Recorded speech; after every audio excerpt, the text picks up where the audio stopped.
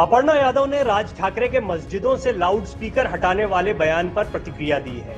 उन्होंने क्या कहा ये हम आपको बताएं, उससे पहले हम आपको बता दें बीजेपी नेता और मुलायम सिंह यादव की बहू अपर्णा बिष्ट यादव एटा में बड़ापुर गांव में ब्लैक बेल्ट वर्ल्ड संस्था की ताइक्वांडो प्रतियोगिता में मुख्य अतिथि के रूप में हिस्सा लेने के लिए आई थी। इस मौके पर उन्होंने कहा कि ताइक्वांडो की शिक्षा उत्तर प्रदेश के मुख्यमंत्री योगी आदित्यनाथ द्वारा चलाई जा रही एंटी रोमियो अभियान में काफी मददगार साबित हो सकती है। उन्होंने कहा कि ये हमारे प्रधानमंत्री नरेंद्र मोदी के मिशन से मैच करता है, जिसमें आत्मनिर्भर भारत का निर्माण होता है, एक भारत श्रेष्ठ भारत की परिकल्पना साकार होती है। स्कूलों में व्यायाम के साथ सेल्फ डिफेंस की ट्रेनिंग के लिए भी उन्होंने जोर दिया। अपर्णा यादव ने कहा कि गांव के बच्चों को सेल्फ डिफेंस के रूप में ताइक्वांडो सिखाना बहुत मेहनत का काम है। स्कूल में व्यायाम के साथ साथ सेल्फ डिफेंस की भी ट्रेनिंग होनी चाहिए, जिसमें ताइक्वांडो एक अहम भूमिका निभा सकता है। इसको भारत सरकार किस तरह से समायोजित करती है, ये एक महत्वपूर्ण सुझाव है। नवरात्रि और रामनवमी के अवसर पर पूरे देश में रामनवमी के जुलूसों पर हुए हमलों और हिंसा पर उन्होंने कहा कि रामनवमी पर कई सनातनियों ने यथाशक्ति अपने अपने जुलूस निकाले थे। रामनवमी को यदि शांतिपूर्वक भक्ति भावना से राम नाम का जप कीर्तन करते हुए उसमें जो अटैक हुए उसमें सरकार कड़ा एक्शन ले रही है, ये बहुत ही अशोभनीय है। जिसने भी ये हमला प्लानिंग के साथ किया है उन्हें सजा मिलनी चाहिए। अपर्णा यादव उत्तर प्रदेश की राजनीति में एक महत्वपूर्ण नाम बन चुकी हैं। अपर्णा यादव के साथ में बीजेपी के तमाम कार्यकर्ता दिखाई देते हैं, चाहे वो सोशल नेटवर्किंग साइट्स हो या फिर उनसे जुड़ी कोई भी खबर। अपर्णा यादव के बयान पर भी सभी की निगाहें रहती हैं। ऐसे में उनसे राज ठाकरे के बयान पर सवाल पूछा गया। दरअसल राज ठाकरे महाराष्ट्र की राजनीति में इन दिनों एक्टिव दिखाई दे रहे हैं। उनका ऑन ऑफ चलता रहता है राजनीति में, लेकिन राज ठाकरे ने अब हिंदुत्व वाली राह को एक बार फिर पकड़ लिया है। अजान वर्सेस हनुमान चालीसा के मुद्दे को उन्होंने उठाया। धीरे धीरे करके एक के बाद एक इस पर प्रतिक्रिया आती गई।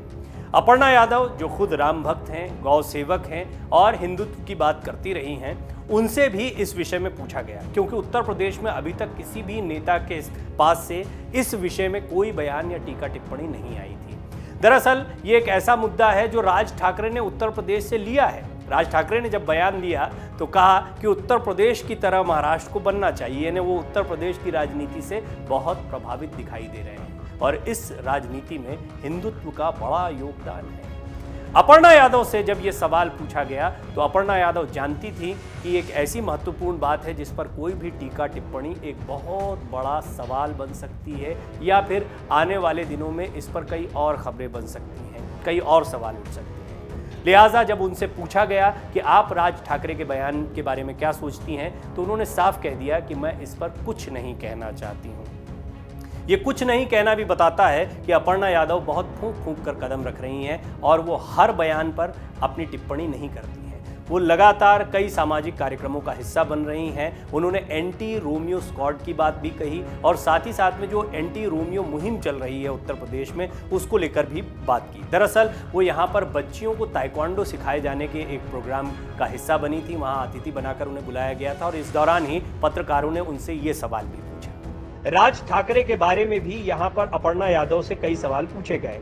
दरअसल महाराष्ट्र में राज ठाकरे ने मस्जिदों से लाउड स्पीकर से अजान पढ़ने पर रोक लगाने की बात कही है और कहा है कि यदि इसे 3 मई तक नहीं रोका गया तो हम लाउड स्पीकरों में हनुमान चालीसा पढ़ना शुरू कर देंगे। इस पर जब अपर्णा यादव से सवाल पूछा गया तो उन्होंने कहा कि हमें राज ठाकरे के बारे में कुछ नहीं कहना है, लेकिन हमारे मुख्यमंत्री योगी आदित्यनाथ बहुत अच्छा काम कर रहे हैं, सुशासन की व्यवस्था कर रहे हैं और भारत राम राज्य की ओर बढ़ रहा है।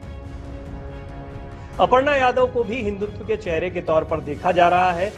उनकी पहचान अब योगी आदित्यनाथ की छोटी बहन के तौर पर भी बनती जा रही है।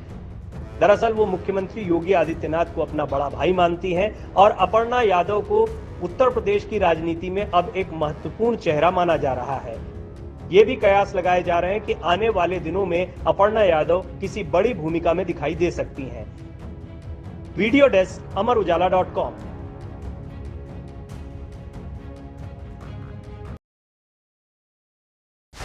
डाउनलोड करें अमर उजाला ऐप और पाएं खबरें लगातार। अगर आप ये वीडियो YouTube पर देख रहे हैं तो हमारे चैनल को सब्सक्राइब करें और बेल आइकन को दबाना ना भूलें। अगर आप Facebook पर ये वीडियो देख रहे हैं तो हमारे पेज को लाइक करें।